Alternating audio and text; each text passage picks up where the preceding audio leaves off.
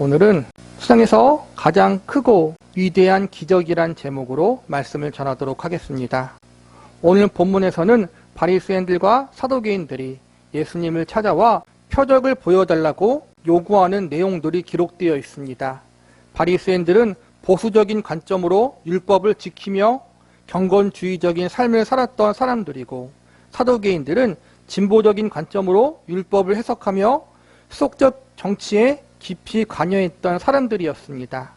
바리새인들과 사두개인들은 이스라엘 민족의 지도자적 위치에 있던 사람들이었지만 율법을 보는 관점과 태도가 서로 달랐기 때문에 사이가 좋지 못했습니다. 그런데 서로 사이가 좋지 못한 이 두 종교 당파 사람들이 예수님을 반대하고 미워하는 일에는 한마음이 되어 늘 예수님을 시험하고 방해하고 있었습니다. 오늘 본문을 보니까 이들이 예수님을 시험하기 위해서 예수님께 와 하늘로부터 오는 표적을 보여달라고 요구했습니다. 예수님은 자신을 하나님의 아들이고 하나님이 보내신 메시아라고 선언하셨습니다. 바리새인들과 사두개인들은 예수님의 이러한 선언을 믿지 못하고 있었습니다. 만약 예수님이 진짜로 하나님의 아들이고 메시아가 맞다면 지금 자신들을 납득하고 설득시킬 수 있는 놀라운 이적을 일으켜 주어서 예수님 자신을 증명해 보이라고 요구하고 있었던 것입니다. 본문 4절을 보시기 바랍니다. 악하고 음란한 세대가 표적을 구하나 요나의 표적밖에는 보여줄 표적이 없느니라 하시고 그들을 떠나가시니라. 여기서 보면 예수님이 하늘로부터 오는 표적을 구하는 바리새인들과 사두개인들의 모습을 악하고 음란한 세대라고 질책하십니다. 악하고 음란하다는 것은 죄인들이 갖고 있는 가장 큰 특징입니다. 하나님의 뜻은 안중에도 없고 자신들이 원하고 바라는 것만 갈망하는 것이 죄인들이 가지고 있는 특징이자 모습입니다. 당시 자신들이 가장 큰 의로운 사람이요 하나님 앞에 가장 거룩하고 깨끗하게 살고 있다고 자부하던 바리새인들과 사두개인들이었습니다. 그런데 예수님은 이들을 향해 죄인들이 갖고 있는 전형적인 모습을 가지고 있다고 지적하시면서 그들에게 악하고 음란하다라고 말씀하십니다. 예수님은 하늘로부터 오는 표적을 보여달라는 요구에 요나의 표적밖에는 보여줄 표적이 없다고 말씀하십니다. 오늘날에도 과거 바리새인과 사두개인이 그랬던 것처럼 자신들의 뜻대로 자신들의 고집대로 하나님을 판단하고 시험하며 살아가는 죄인들이 너무나도 많이 있습니다. 하나님을 믿는다고 하면서 정작 예수님과 전혀 상관이 없는 삶을 사는 종교인들도 많이 있습니다. 우리는 오늘 본문의 말씀을 교훈 삼아 이와 같은 죄인된 삶의 자리에 가지 않도록 주의하고 경계해야 할 것입니다. 하나님과 예수님 앞에 악하고 음란한 세대요 시대의 표적을 분별하지 못하는 어리석은 죄인의 자리에 가지 않도록 조심해야 할 것입니다. 우리는 오늘 본문에서 바리새인과 사두개인들을 질책하시는 예수님의 말씀을 통해 저와 여러분이 배울 수 있는 교훈과 메시지는 무엇인지 알아보는 시간을 가져보도록 하겠습니다. 첫 번째로 예수님을 시험하는 악한 마음의 자리에 가지 말아야 합니다.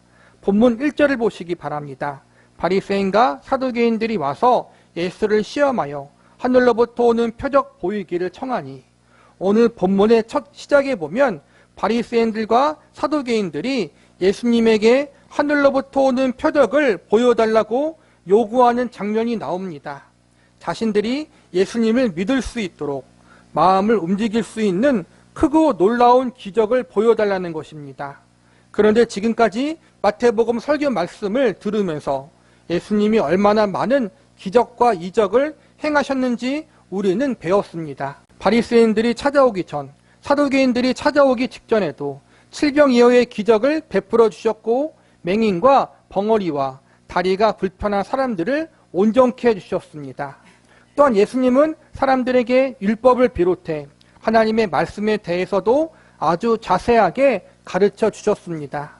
그런데 이렇게 예수님이 사람들 앞에서 많은 기적과 이적을 행하셨고 온전한 하나님 말씀을 가르쳐 주셨음에도 불구하고 바리새인들과 사두개인들은 예수님을 불신하고 있었습니다. 즉 예수님 그분 자신이 하나님의 아들이요 메시아라는 사실을 알려주는 증거들이 이미 충분히 제시되어 있었지만 바리새인들과 사두개인들은 예수님을 거절하는 자리에 계속 있었다는 것입니다.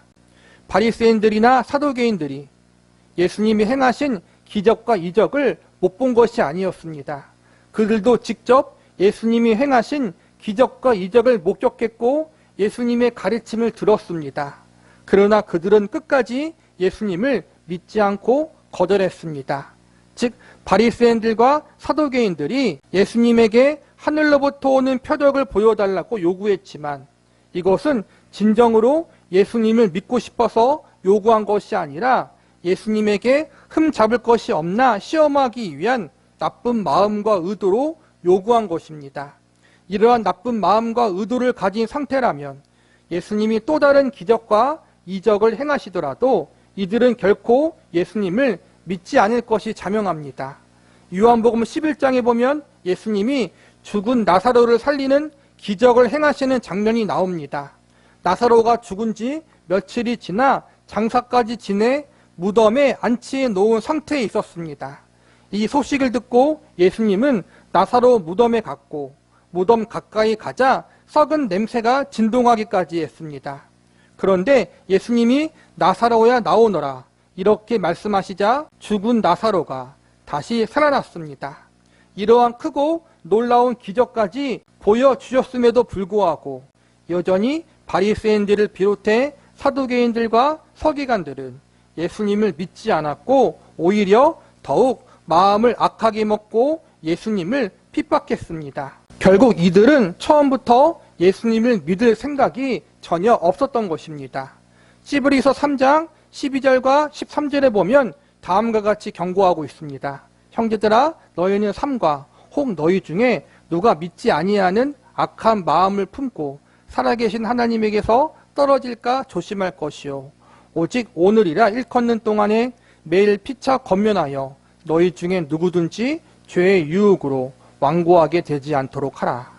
하나님 앞에 악한 마음을 품고 완고한 마음을 가지지 않도록 조심하고 또 조심해야 한다는 것입니다. 바리새인들과 사두개인들은 하나님을 믿는 사람들이었습니다. 그러나 그들의 마음에는 하나님의 아들이신 예수님을 모실 자리가 전혀 없었습니다. 너무나도 완고하고 딱딱하게 굳어버린 바리새인들과 사두개인들의 마음은 영적으로 죽어있는 마음이요 예수님 보실 때 악하고 음란한 마음의 상태였습니다. 오늘날 살아가는 수많은 사람들 역시 바리새인과 사두개인들의 이러한 마음 상태로 예수님을 거절하고 있습니다. 예수님에 대한 말씀을 증거하고 죄인들이 구원받을 수 있는 유일한 길이 있다는 복음의 복된 소식을 알려주어도 마음의 문을 굳게 잠그고 자기의 생각과 고집대로 인생을 살아가는 사람들이 오늘날에도 여전히 존재하고 있습니다. 우리는 이러한 사람들의 자리에 가지 않도록 조심해야 합니다. 예수님에 대한 말씀을 들을 때, 복음의 복된 소식을 들을 때 우리의 마음을 악하게 먹지 말고 그렇습니다. 저는 죄인입니다. 저에게는 예수님이 필요합니다라고 이렇게 솔직하게 고백할 수 있는 사람들이 되어야 합니다. 우리는 악하고 완고한 마음이 아니라 심령이 가난한 마음, 애통하는 마음으로 예수님 앞에 나올 수 있어야 합니다. 저와 여러분 모두 예수님을 향하여 우리의 마음 문을 활짝 열어 다른 그 어떠한 것보다 예수님을 더욱 간절히 바라고 사모하고 갈망하는 자리, 예수님만 나의 유일한 구세주가 되신다는 사실을 겸손히 인정하고 받아들이는 자리에 설 수 있기를 기도합니다. 두 번째로 시대의 표적을 분별할 줄 모르는 어리석은 자리에 가지 말아야 합니다. 본문 2절과 3절을 보시기 바랍니다. 예수께서 대답하여 이르시되 너희가 저녁에 하늘이 붉으면 날이 좋겠다 하고 아침에 하늘이 붉고 흐리면 오늘은 날이 굳겠다 하나니 너희가 날씨는 분별할 줄 알면서 시대의 표적은 분별할 수 없느냐. 인생은 어느 정도 살다 보면 자연에 일어나는 현상을 통해 다음 날의 날씨를 어느 정도 짐작하는 지혜를 가질 수 있습니다. 우리나라 같은 경우 아침에 구름이 잔뜩 끼고 날씨가 흐리면 곧 비가 오겠다라고 짐작하는데, 유대 나라에서는 아침에 하늘이 붉고 흐리면 경험상 비가 오겠다라고 짐작할 수 있었습니다. 이처럼 일반 사람들도 하늘에서 일어나는 자연 현상을 살펴보면서 날씨를 어느 정도 예측하고 분별할 수 있는 세상의 지혜를 가질 수 있습니다. 그런데 문제는 이러한 세상의 지혜를 가진 사람들이 그 당시 예수님을 아는 지혜에 대해서는 너무나도 무지해 있었다는 것입니다. 3절에 보면 시대의 표적이란 말이 나옵니다. 시대의 표적이란 예수님이 행하신 여러 하나님의 일을 가리킵니다. 지금까지 예수님은 많은 사람들 앞에서 놀라운 기적과 이적을 여러 번 행하시고 권위 있고 능력 있게 하나님 말씀을 가르쳤습니다. 많은 사람들이 예수님이 행하신 이러한 일들을 보면서 크게 놀라워했습니다. 그런데 예수님의 이러한 놀라운 일들을 지금까지 지속적으로 행하셨음에도 불구하고 여전히 예수님을 거절하고 믿지 않은 사람들이 많이 존재하고 있었습니다. 특별히 그 당시 종교계를 이끌었던 바리새인과 사두개인들, 서기관들의 불신이 가장 컸습니다. 예수님이 놀라운 하나님의 일을 행하심으로 그분이 하나님의 아들이고 메시아가 되신다는 사실을 충분히 깨달을 수 있도록 역사하셨음에도 불구하고 이들은 또 다른 기적과 이적, 하늘로부터 오는 표적을 보여달라고 요구했습니다. 이에 대해 예수님은 이미 보여주신 것으로 족하다라고 말씀하시면서 그들의 요구를 거절하십니다. 이미 먼저 보여주신 여러 기적과 이적들, 놀라운 하나님의 일들이 있는데 그것을 보고도 예수님을 믿지 못했던 것은 위에서 배웠듯이 그들의 마음이 악하고 완고했기 때문이고 동시에 영적으로 무지하고 어리석었기 때문입니다. 바리새인들과 사두개인들은 스스로 하나님 앞에 자신들이 거룩하고 경건한 사람이라고 여기고 있었습니다. 이스라엘 백성들 중에 자신들만큼 하나님 앞에 잘하는 사람들이 없다고 여기고 있었습니다. 이러한 영적인 무지함과 어리석음이 결국 자신들이 죄인이라는 사실과 예수님이 자신들을 구원해 줄 수 있는 유일한 구원자가 되신다는 사실을 깨닫지 못하도록 막고 있었습니다.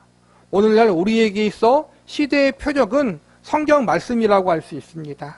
하나님은 성경 말씀을 통해서 죄인된 인간이 어떻게 구원받으며 구원받은 이들이 어떻게 신앙생활해야 하는지 모두 알려주고 계십니다.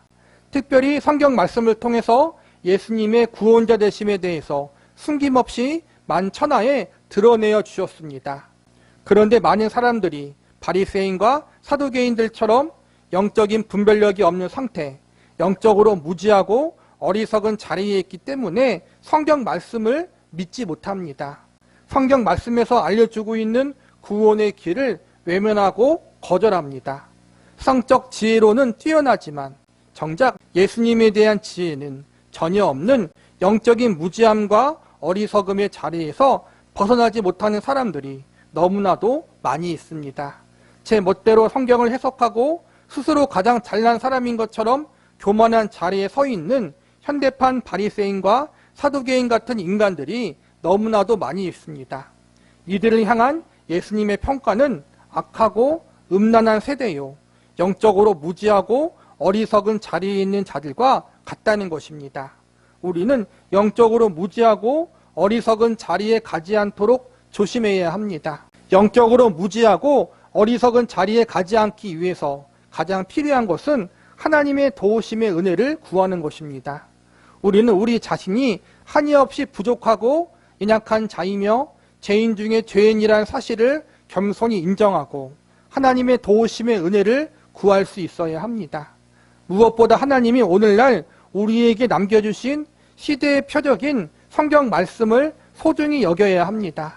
하나님은 이미 성경 말씀을 통해 우리에게 그분을 믿고 영접할 수 있는 충만한 증거들을 제공해 주시고 보여주셨습니다. 성경 말씀을 통해 예수님 안에 있는 구원의 길을 우리에게 증거해 주시고 가르쳐 주셨습니다. 그러므로 우리는 새로운 표적을 구하는 것이 아니라 이미 주신 성경 말씀을 감사히 여기고 성경 말씀이 우리들의 삶의 중심이 되는 삶, 그 말씀의 가르침과 원리에 따라 순종하는 인생을 살아가야 합니다. 저와 여러분 모두 성경 말씀을 통해서 예수님을 바르게 만나고 하나님의 도우심의 은혜를 바르게 구할 수 있어야 합니다. 우리 모두 이미 우리에게 주어진 하나님의 선물이요 시대적 표적인 성경 말씀을 소중히 여기고 성경 말씀을 통해서 예수님을 더 깊이 만나고 알아가는 사람들, 예수님의 길을 바르게 뒤따라갈 수 있는 성도들이 되기를 기도합니다. 마지막으로 십자가와 부활의 은혜를 가장 소중히 여기는 자리로 나가야 합니다. 본문 4절을 보시기 바랍니다. 악하고 음란한 세대가 표적을 구하나 요나의 표적밖에는 보여줄 표적이 없느니라 하시고 그들을 떠나가시니라. 요나의 표적이란 요나가 바다에 빠져 큰 물고기에 잡아먹혔지만 죽지 않고 3일 동안 살아있었던 성경의 이야기를 말하는 것입니다.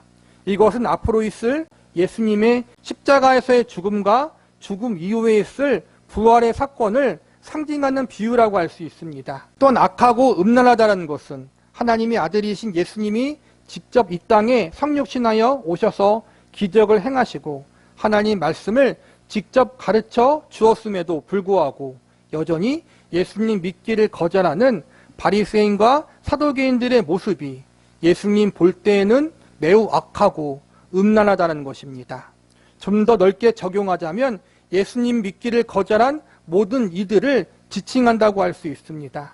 이러한 자들에게 예수님이 마지막으로 보여주실 가장 큰 표적은 예수님이 죄인들을 구원하기 위해 이루실 십자가의 구속의 사건과 부활의 사건이라는 것입니다. 사실 이미 예수님이 이 땅에 성육신하신 것 자체가 예수님이 하나님의 아들이시며 메시아라는 사실을 가장 강력하게 증거해주고 있습니다. 또한 예수님이 공생의 기간 동안 보여주신 사역들을 통해 충분히 예수님이 우리들의 구세주가 되신다는 사실을 증거해주고 있습니다. 성육신의 사건, 공생의 기간에 보여주신 예수님의 사역들, 이러한 것들로도 이미 예수님이 하나님의 아들이고 메시아가 되신다는 증거는 충분하고도 차고도 넘칩니다. 그러나 이러한 증거가 있음에도 불구하고 아직까지 예수님을 믿지 않고 거절하는 악하고 음란한 사람들이 많이 존재하고 있었습니다. 예수님은 이들을 포기하지 않으시고 마지막으로 그들이 구원받을 수 있는 길을 열어두십니다. 그 길은 바로 예수님의 십자가와 부활의 역사입니다. 예수님의 십자가와 부활의 역사가 하나님이 우리를 위해서 보여주실 수 있는 가장 크고 위대한 기적의 역사고 끝까지 회개하지 않는 죄인들을 위한 마지막 은혜의 기회인 것입니다. 성자 예수님은 성부 하나님과 함께 온 세계를 다스리시고 계셨습니다. 그분은 하나님의 우편의 하늘 보좌에서 만왕의 왕으로 계셨습니다. 그런데 그 높고 영광스러운 보좌를 버려두시고 이 땅에 내려오십니다. 이 예수님이 이 땅에 내려오신 이유는 바로 죄인들을 구원하기 위해서입니다. 하나님의 아들이요 하나님과 동등하신 예수님께서 죄인들을 구원하기 위해서 이 땅에 오셨습니다. 우리는 이것을 성육신의 기적이라고 부릅니다. 그런데 이 예수님이 하늘 보좌를 버려두고 이 땅에 오신 성육신의 기적만 해도 대단한데 성육신의 기적만으로 끝나지 않고 그분 생명을 십자가에 내어놓기로 작정하십니다. 왜냐하면 죄인들의 모든 죄를 용서하기 위해서는 예수님 자신이 속죄의 제물로 바쳐져야 했기 때문입니다. 예수님은 십자가에서 그분의 생명을 바쳐 죄인들의 모든 죄의 값을 대신 지불하셨습니다. 모든 죄인들의 죄를 예수님의 생명의 값으로 깨끗하게 속죄해 주신 것입니다. 십자가에서 모든 죄인들의 죄를 속죄하신 예수님은 다시 부활하셨습니다. 용서받은 죄인들을 영원한 의인으로 삼아주시기 위해서입니다. 우리가 이 예수님, 십자가와 부활의 예수님을 나의 구주로 믿고 영접하게 되면 그 순간 우리는 하나님의 자녀가 되고 하나님을 아버지라 부를 수 있게 됩니다. 그리고 성경은 죄인이었던 우리들이 예수 그리스도로 말미암아 하나님의 자녀가 되는 것이 가장 크고 특별한 권능과 권세를 받게 되는 것이라고 증거하고 있습니다. 바리새인과 사두개인들은 하늘로부터 오는 표적을 구했지만 우리는 오직 십자가에 달리신 예수님, 다시 부활하신 예수님만 구하는 사람들이 되어야 합니다. 왜냐하면 그것이 세상에서 가장 위대한 표적이고 기적이기 때문입니다. 세상에서 가장 위대한 기적은 예수님의 성육신의 기적이고 십자가와 부활의 기적입니다. 그러므로 우리가 가장 추구하고 사모해야 할 것은 이 모든 기적의 주인공 되시는 예수님 그분 자체가 되어야 합니다. 기적 중의 기적, 그것은 예수님이 우리의 구주가 되시기 위해서 이 땅에 오시어 십자가에서 죽으시고 다시 부활하셨다는 사실입니다. 그리고 우리가 가장 사모해야 할 이러한 기적을 우리에게 베풀어 주신 예수님, 그분이야말로 우리가 가장 사랑하고 가장 간절히 바라고 간절히 추구해야 할 유일한 대상이심을 우리는 믿어야 합니다. 저와 여러분의 마음이 세상에서 제일 큰 기적의 주인공 되시는 예수님을 향할 수 있기를 바랍니다. 그리고 이 예수님을 우리가 믿고 의지할 유일한 소망으로 삼을 수 있기를 바랍니다. 그리고 이 예수님을 가장 사랑하고 신뢰하고 가장 믿는 믿음을 가지고 우리에게 주어진 인생을 믿음으로 끝까지 잘 살아갈 수 있는, 예수님을 의지하며 예수님과 동행하는 삶을 살아갈 수 있는 저와 여러분이 되시기를 바랍니다.